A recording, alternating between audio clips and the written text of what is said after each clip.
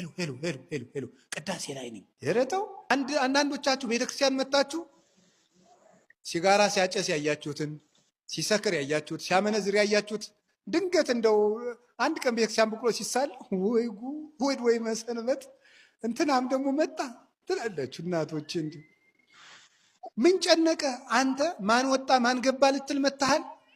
ማንን ፈልጋችሁ ነው የመጣችሁት? ክርስቶስን ፈልገን ነው። ሰው የፈለገውን ያድርግ። አንዳንዱ ስግደት ይሳሳታል፣ አንዳንዱ ማማተብ ይሳሳታል፣ አንዳንዱ ይወጣል ይገባል፣ አንዳንዱ በቅዳሴ ጊዜ ይቀመጣል፣ አንዳንዱ ያቋርጣል፣ አንዳንዱ ያወራል። ዝም ብለህ አንተ እነዚያ ምንም ይበሉ ዞር አትበሉ። ክርስቶስን ፈለጋ የመጣች ነፍስ ክርስቶስን ብቻ እያሰበች ትቆማለች።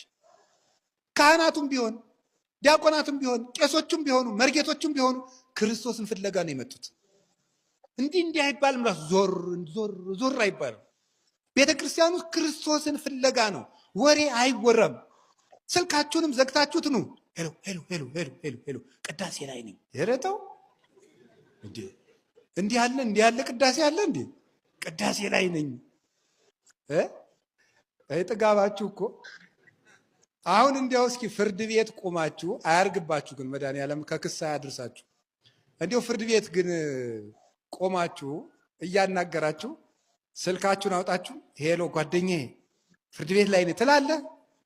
በፖሊስ ጆሮህን ብሎ እንደሚያሳስር ስለምታውቅ እዚያማ እውነት ነው ክቡር ፍርድ ቤት፣ እውነት ነው ክቡር ፍርድ ቤት፣ እውነት ነው ክቡር ፍርድ ቤት ነው የምትል እዚያማ ማለት ነው።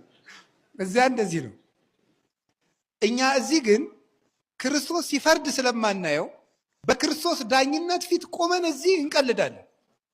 ክርስቶስ እኮ እዚህ ያለ ዘመዶች፣ ሩቅ እንዳይመስላችሁ። የሆነ አባታችን ሆይ በሰማይ የምትኖር ስምህ ይቀደስ ስንለው ጊዜ እዚያ ላይ ቆሞ እኛን እንደው እንደዚህ ዘቅዘቅ አድርጎ አይ እነዚህ ልጆች እያለ የሚያየን መሰላችሁ? እዚህ እኮ ነው ያለው መድኃኒዓለም፣ እኛ ጋር ነው ያለው። እውነቴን ነው የምነግራችሁ። እሱ ቸር ቅርብ፣ ያደፉ ሰዎች ሁሉ ሄደው ሲታጠቡበት የማይደፈርስ ውሃ ክርስቶስ እኮ ነው። የተራቡ ነፍሳት ሁሉም በልተውት የሚጠግቡት ክርስቶስ እኮ ነው።